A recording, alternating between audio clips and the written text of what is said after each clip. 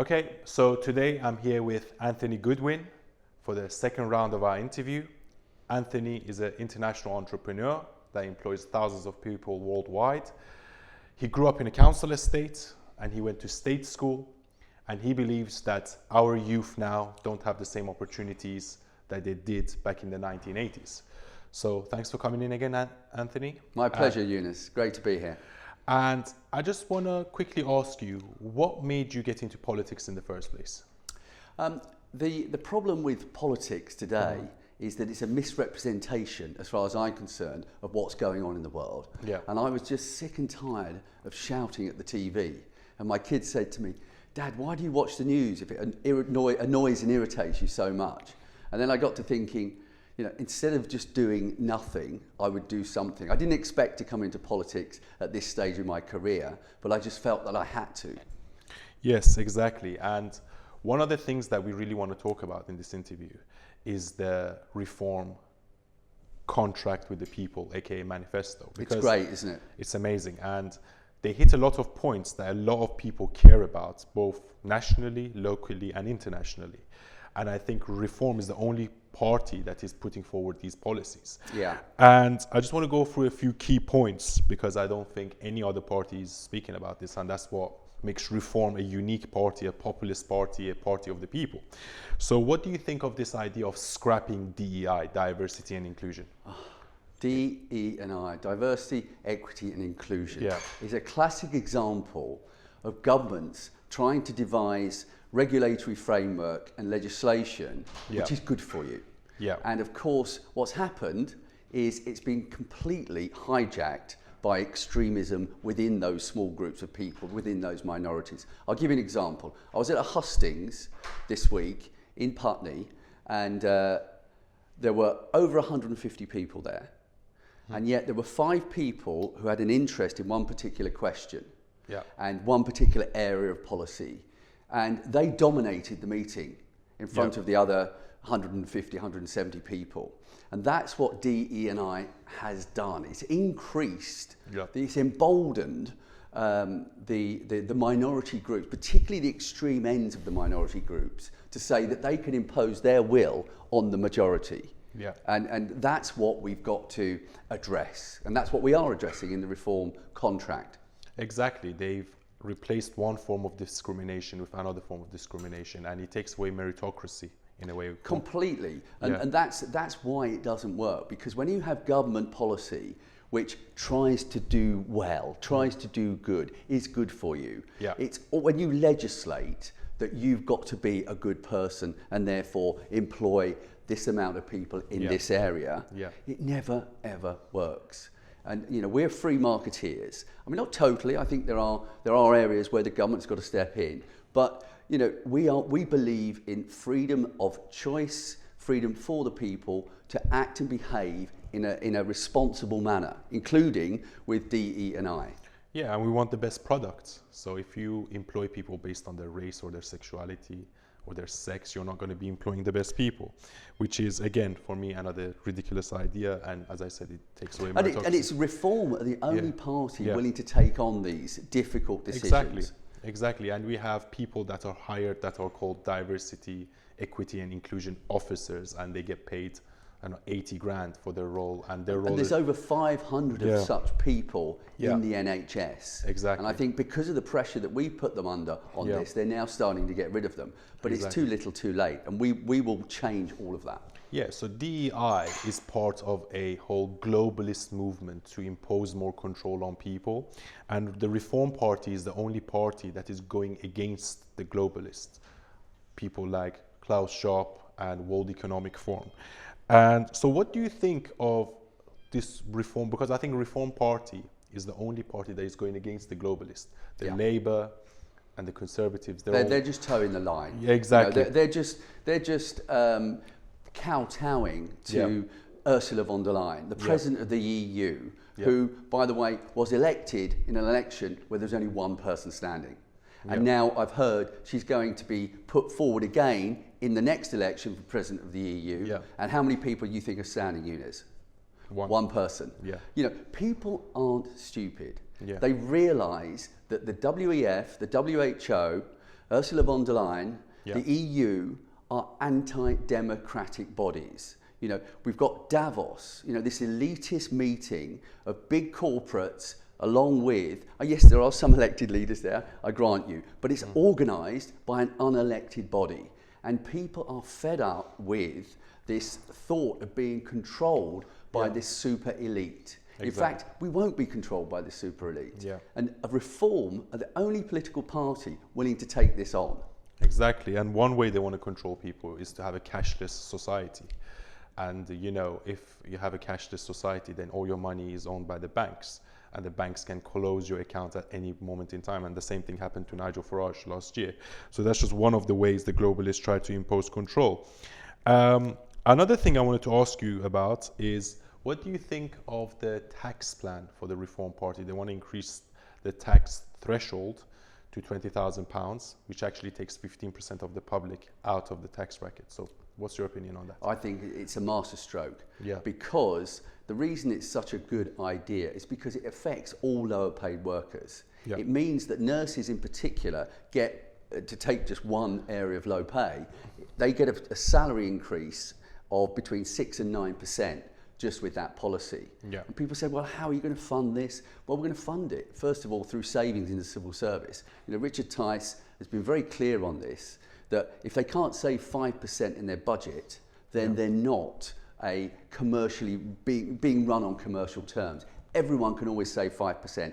And then we're paying 90 billion in interest payments on our quantitative easing. Yeah. France, Italy and Germany aren't doing that. So why are we doing it? We will find the money because we're not career politicians. Yeah. We're business people, we're entrepreneurs, we're normal folk who know that actually these things can be done.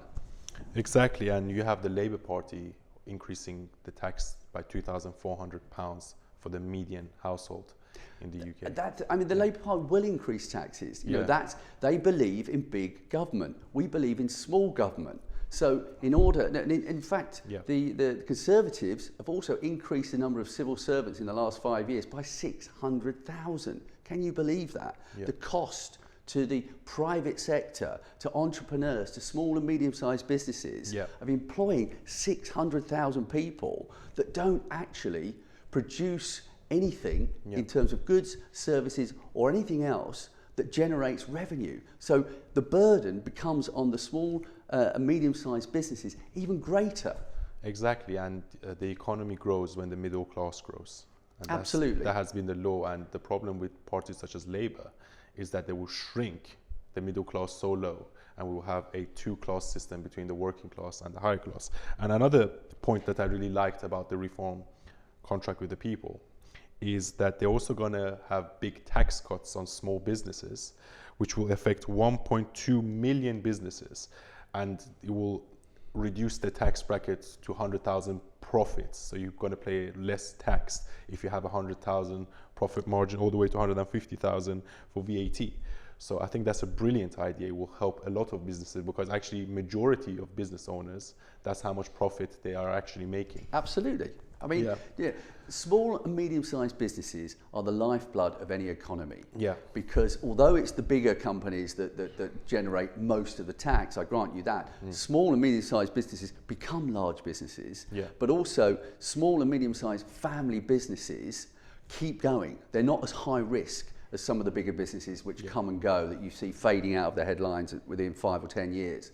So as an entrepreneur for the last 31 years, you know, I'm very pro small and medium-sized businesses, and I think it's a genius move to grant 1.2 million businesses this kind of tax incentive break, because people will work harder. You know, it's a known fact that lower taxes increases growth, and Reform are a low tax, high growth oriented party. And this has been proven in studies around the world in economics for the last 50 years. Tax people less and you will end up getting economic growth. Exactly, and Labour tries to position itself as the party of the people, but actually I think Reform is the party of the people because it wants to slash taxes for people that earn less than 20 grand and also helping a lot of small and medium-sized Well, businesses. that's right. It totally is. So by raising the tax threshold to £20,000 from £12,500, Yeah. that affects every lower paid worker Yeah. disproportionately better than it does higher paid workers. Exactly. So it's a policy specifically aimed at everybody who is not earning a lot of money. Exactly. So that's of course it's an openly populist policy, but Exactly. it's one built on a strategic vision of having higher growth.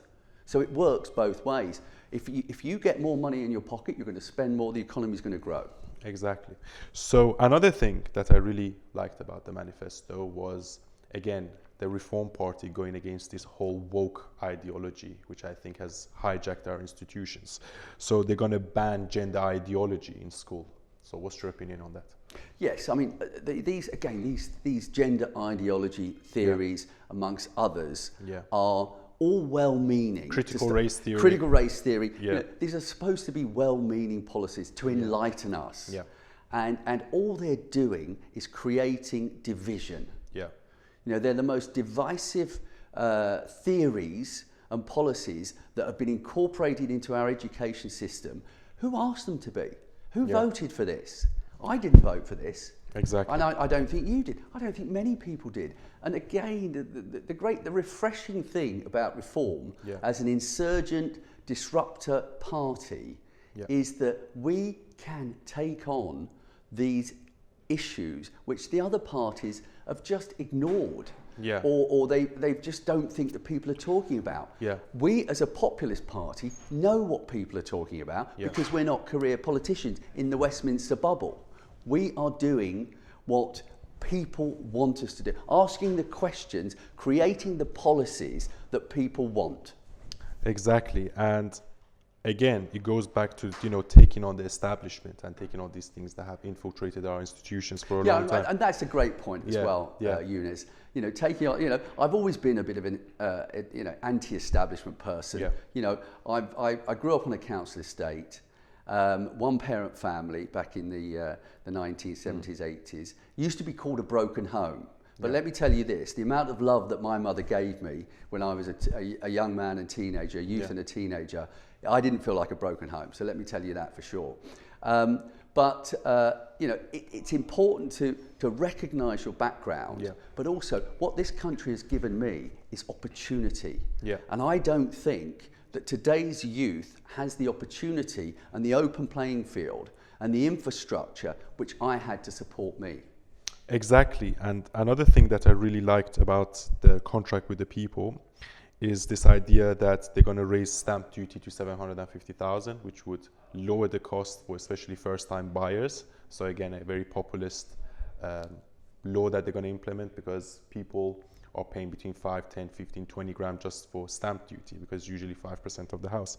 So increasing that to 750,000 is a bold move, because now it's only up to 250,000. So I think it's going to help a lot of people get on the property ladder. Yeah, there's no question about that. And again, as you pointed out earlier, Eunice, rightly, it affects everybody. Yeah. Our policies are not like Labour, which is focused in one class, or not like traditionally the Conservatives focus on the upper class. We're focused on the population as a total, as a whole, but particularly helping the people. Yeah, so another thing, again, it goes back to the point of taking on the establishment. The Reform Party has announced that it will launch an inquiry into COVID-19 lockdowns, mask and vaccine mandates, and also saying that we're going to leave international bodies such as the World Health Organization. What's your opinion on that? I think, again, the reason I'm standing for Reform is because they keep coming up with these good policies. Yeah. You know, I've been with them now for the last 4 years, or 3.5 years when they formed. And I know Richard Tice very well, I know Dr. David Bull well, I know Ben Habib, and of course everybody knows Nigel. But he wasn't there when I was there at the beginning. Yeah. And I didn't anticipate him coming back. But the great thing is they just keep coming up with these good policies. Yeah. And sorry, what was the so point? The question is that we have these international bodies, such as the World Health Organization, that try to force us into a certain way of being and living. We had the European Union in the past, and they also said they're going to leave the European Convention for Human Rights, which would stop us from have been forced to take migration, because one of the reasons the United Kingdom has to take migration is because of the human rights. So, I mean, again, the European Court of Human Rights, who votes for them? Why is an organisation that is outside of this country, staffed by people who are not British, telling us as a democratic sovereign state what to do and how to behave? And particularly with regard to migration. Migration in this country is out of control. Some of my best friends are second and third generation immigrants. Many of them agree with me. I'm an immigrant, I'm a first generation immigrant, and I think this country takes too much immigrants.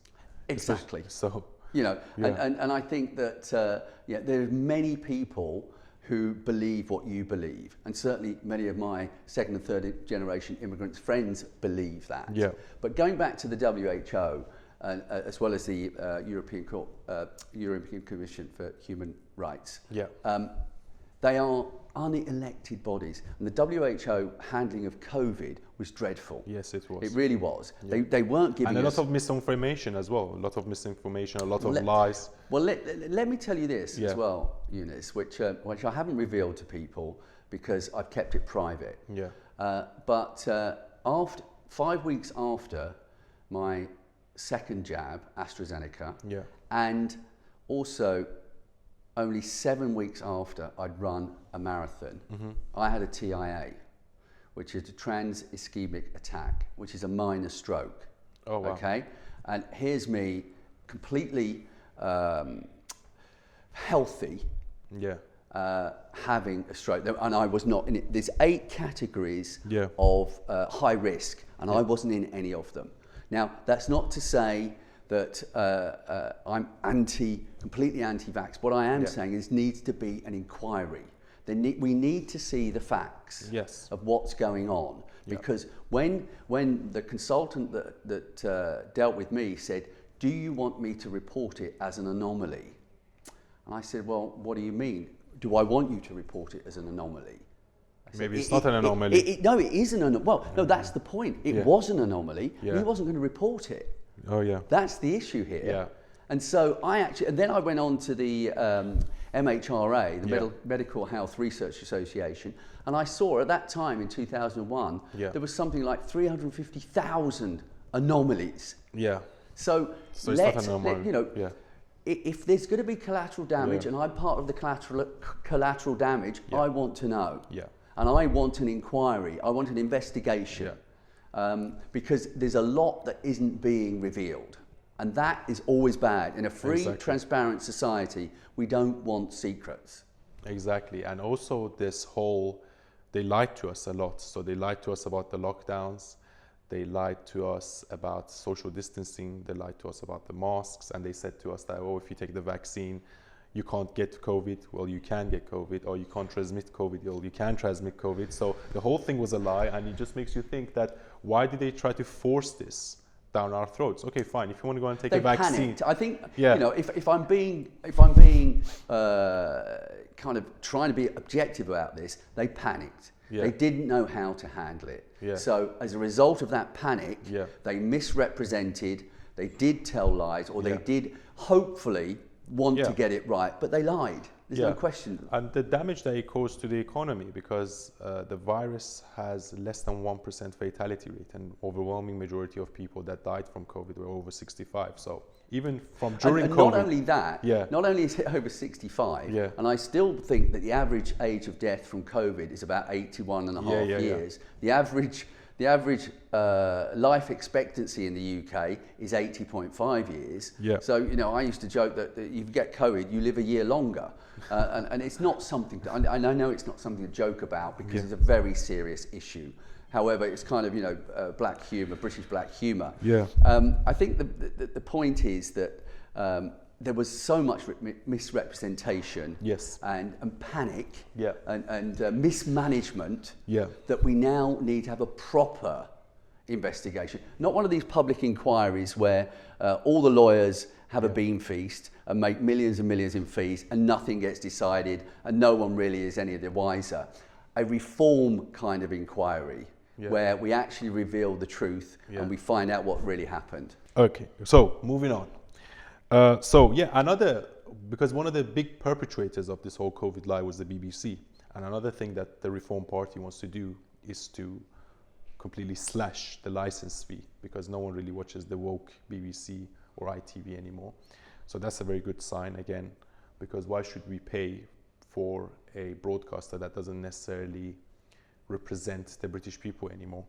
That's one cut. Also, we're going to have them utilizing the private health sector. So people that want to, they can get coupons to go to the private health sector and maybe pay a little bit instead of having to wait years on the NHS waiting list, which I think is a good idea. But the most important one that I really liked was cutting energy taxes, because we had a cost of living crisis, and that was due to mostly the energy crisis that we had. So all these cuts, what's your opinion on all these cuts? Well, let's take this. There's a lot there. So the BBC, the BBC historically have a great reputation. Yeah. But it's only since I would say the last 10 years, particularly Brexit, COVID, climate change, all these narratives which they will not challenge, they have tarnished that reputation. Yeah. And they did it again last week. Yeah. After the ITV debates, the BBC Verify, this is what's amusing, and it's called BBC Verify, and what they did was cast aspersions on the number of reform bots on X mainstream media lies. And so, bots exist, we know they exist, and why didn't they investigate everybody? Yeah. Why did they why did they cast aspersions? Yeah. Why did they cast doubt? Yeah. Why did they focus 3 to 5 minutes of prime time TV news against reform?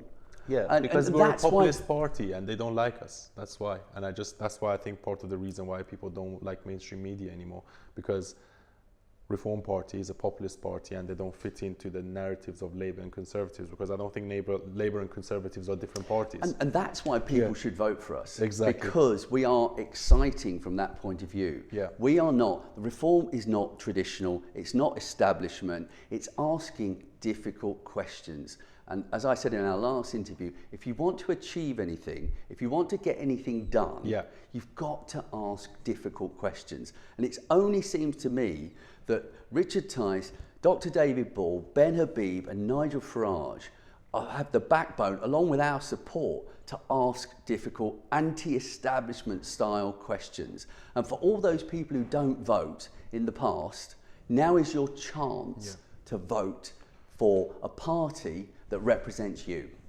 Exactly, and Reform have surged to second in the polls. We are beating the Conservatives, which is actually quite embarrassing for them. Totally embarrassing. Yeah, because Rishi Sunak for months he was saying a vote for Reform is a vote for Labour. Now a vote for Conservative is a vote for Labour. And I really hope we win as many seats as possible. And I encourage everyone to vote for Reform, especially if you are in the Chelsea and Fulham area. I am a resident of Chelsea and Fulham, and I have been for many years. And I'm really looking forward to having you as an MP. You are currently 4th on the polls, but I hope this will increase. For Chelsea and Fulham? Yeah, yes, for Chelsea and Fulham. I mean, there's a lot to be done in Chelsea and Fulham. Yeah. We're anti-LTNs, which have destroyed businesses. Yeah. I'm not sure that Greg Hands is actually running for the Conservative Party, or if he is, why isn't he proud of the Conservative Party enough to put it on his leaflet? Yeah. Ben Coleman's a popular chap, I know, but again, they are traditional. Yeah. They are the same old. Yeah. If you want something different, if you want change, vote for it, and vote for me in Chelsea and Fulham, and I will do everything that Greg has done and more besides, both on a local and a national basis. Yeah. So that there's every reason to vote Reform and expect us to deliver. What do you think of Greg Hands not mentioning Conservatives anymore? Well, it's not surprising, is it? Yeah. Let's face it, Eunice. Yeah. I mean, if I was running for the Conservative Party today and I was an MP anywhere, I'd probably do what Greg has done and hide the fact that I'm part of the Conservative Party. Exactly. And because he has worked hard locally, Yeah. but unfortunately his leaders have let him down. Yeah. And my leaders aren't letting me down. Yeah. I was at Clacton yesterday with Nigel Farage and our top management and our top leaders, and they were excellent. Dr. David Ball, Nigel Farage, Roger Gravitt, all the team. Yeah. And we have got a backbone. And Yeah. that's what's lacking in, they're intelligent, nice people. Yeah. But they don't have a backbone. They do not and they will not ask difficult, popular questions. Exactly, and reform finds itself in a very peculiar position because they can have millions of votes and they might end up finishing second in many constituencies. And the same thing happened in 2015 to the UKIP party, where I think they had like 4 million votes and they only had 1 seat in the parliament. So how do we avoid this kind of situation where reform has millions of votes up and down the country, but they only finish with a few seats in the parliament? Well, that's proportional representation, and we are, a part of our contract, we are going to revise that situation. The position we're in at the moment is that the tipping point for starting to get seats is about 23, 24, 25%. Yeah. And in some constituencies, we're only a few percentage points behind that, Yeah. which is incredible Yeah. in 4 years for a disruptor, insurgent party to do that. Yeah. And it's also exciting for, again, people who don't normally vote or people who want to change their vote. Reform offer a real alternative and a better alternative to what currently exists. Because what currently exists, the Tories and the Labour Party, there's nothing to choose between them. Yeah, exactly. And another thing that I really like about reform is that they stand up for traditional values and for family values. And as I said, they're going to give tax breaks to people that get married, for example. And that coincides with the fact that they will stop teaching things like gender ideology in schools and, this whole woke ideology, which I think is a breakdown of the family structure and traditional values. They're going to have patriotic curriculums in the schools, and they're going to stop teaching things like gender ideology and identity politics and critical race theory. So I think all these things are very important. But it's not just in this country either. Yeah. I heard in France, for example, they've stopped teaching Napoleonic history because he was a dictator. Yeah. I mean, and this is why the EU elections were populist revolt against this woke kind of let's be super guilty about everything that happened in the past generations ago, completely taken out of context of what was going on in those days. We treated each other very, very badly, and there's no excuse for that other than context of the times. And obviously we want to move on, but we don't want to move on and revise all of our history. Exactly. We want to teach what happened. We want to teach the truth. We don't want to pretend that something didn't happen. Exactly. I mean, that's a ludicrous proposition. But fundamentally, what that breeds into is identity politics. And I think our politics has been hijacked by identity politics, which is played a lot by Labour. I recently saw Keir Starmer talking to Sadiq Khan about Islamophobia and trying to stop. And I'm like... That was complete gaslighting. Yeah, that was gaslighting. And who decides what's hate speech? Who decides? Like, if you have genuine concerns about something, you have to voice them. The crazy thing about these globalists is, let's take today and tomorrow and the rest of the next 3 weeks, the European Championships. Okay, that's all about nation state and national identity, and it's fun. It's brilliant.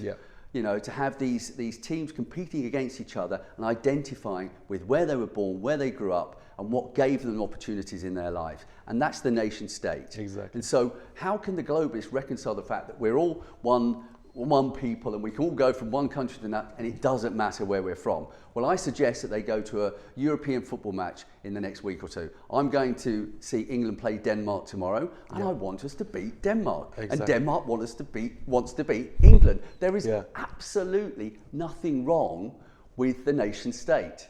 We should be proud of it. We should be using it to grow Great Britain as reform will, and get rid of this woke ideology and this idea that we're all the same. We are not all the same. We don't want to all be the same. We don't want to be all Christian. We don't want to be all Muslim. We don't want to be Jewish. You know, we want to be what we want to be. We want choice. Exactly. Pro freedom, pro choice. That's what reform stands for. Exactly. And it's funny because the mainstream media tries to make us look like a far-right, racist, extremist party. But recently, we had a Muslim entrepreneur by the name of Zia Yousef that has become the biggest donor to the Reform Party. So I think that really should, shut a lot of people up in the mainstream media and other, because now, and I'm from a minority background myself. I am quarter Pakistani, half Iranian, and quarter Turkish, and I'm supporting reform. So I just think. And that's important. Yeah. That's important. We've got lots of Asian MPs standing in London, and this chap who's made the donation, Yousef, great for him. And by the way, he's not the only one. Yes. There are others. Yeah. Because of our approach, particularly to the traditional values and the anti-woke, it does appeal, especially to those more conservative, the small c people, like the minority groups, like the Asians, like the Afro-Caribbeans. That's what we want to appeal to, as well as the left. Okay.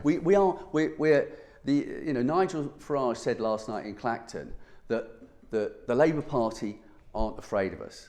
That's because we haven't targeted their voters yet, and we are now targeting their voters. We know that a lot of people that voted Labour also voted Brexit and also will vote for reform. And they are going to lose votes to us in the next 2 weeks. That is for sure. Exactly, and reform is actually polling second in many of the Labour constituencies. Absolutely. And that should worry them a lot. Okay, so now let's bring the arguments back to Chelsea and Fulham, because we've been talking on a national level and on a global level. So I just want to know what you're going to do to improve Chelsea and Fulham on all fronts: economically, housing, crime, things like red tape, ULEZ, all these things. Yeah, well, first of all, I've got to work with Louise, who's working in Hammersmith and Fulham for reform. Hopefully she'll get elected and I'll get elected, and we're going to open the Hammersmith Bridge. Yeah. Because that's causing so much disruption and so much inconvenience to everybody in the whole area. And it goes all the way back to Chelsea to Sloane Square. Yeah. So it's a big problem. We've got to get, it's 5 years it's taken them to sort this out, and no one is taking responsibility for that. So we've got to do that. LTNs, I'm only in favour of 20 miles an hour outside schools. I think that's the only applicable way that it should be used and relevant way it should be used. It's destroying and decimating small businesses. People aren't stopping to shop because of the cycle lanes that are too big. I'm a cyclist. We should have cycle lanes, but they're too big, and they're stopping the flow of traffic. So we've got to stop that. We've got to increase the speed limit. I went to a hustings this week, and they said in 1880 the average speed of travel using horse and carriage in London was 8 miles an hour. The average speed of travel in 2022, I believe, was 7 miles an hour. Our city is being throttled. Chelsea and Fulham are being throttled by ULEZ and LTNs. ULEZ is no longer needed. Okay, it was a good idea at the time maybe, but it's not needed anymore with the resurgence of electric vehicles, although we don't want to force people to get electric vehicles, but we're changing. It's irrelevant now. So we've got to do that. Crime. Now, this is the elephant in the room really, because we're all afraid of it. My son has been mugged. My car's been broken into twice, and my wife had her phone stolen. That's all happened in the last 2 years, and I keep hearing more and more stories about this. So what we've got to do, it goes to the leadership of the police force. Okay, they are not being led properly. I feel that there are policemen out there that aren't quite sure what their job is. Do they pursue proper crime? Or do they pursue people who aren't addressing people with the proper pronouns? Yeah. As crazy as it is, that is now considered hate speech. Yeah. So despite the fact my car's been broken into twice and my son mugged, we're getting more attention. And the police, it's not the police, it's not the working policemen and policewomen's fault. They work hard, but they're being directed in the wrong way. Yeah. And so, from a leadership point of view, we would change the leadership and we would give them the tools to do the job, and we would expect them to be out of the office, not keyboard warriors, not filling in forms, not doing reports all the time, but talking to people. You know, as I found out in Clacton yesterday, when I started talking to people, you understand what their concerns and what their issues are. You can't do that if you're in a police car or if you're in a police station, if you're not out on the street. And then we're going to commit to hiring at least 40,000 new police officers. Mr. Anthony Goodwin, any last words you want to say to your constituency before we wrap up? Well, as I always say about reform, it is the party of hope, aspiration and ambition. And we remember that we are new to this and we can ask the awkward questions that the existing establishment parties, particularly Labour and Conservative, won't ask. So Chelsea and Fulham needs reform. London needs reform. The country needs reform. I will do my best to work hard for you here in Chelsea and Fulham to get all those local issues addressed that we've talked about and more besides. But not only that, you know that I am backed up by a very strong leadership that are going to take this country from where it is now and put it in its rightful position in the world rankings. So please, if you want change, vote for it and vote for reform. Mr. Anthony Goodwin, thank you for coming in. Thank you very much, Eunice. Thank you.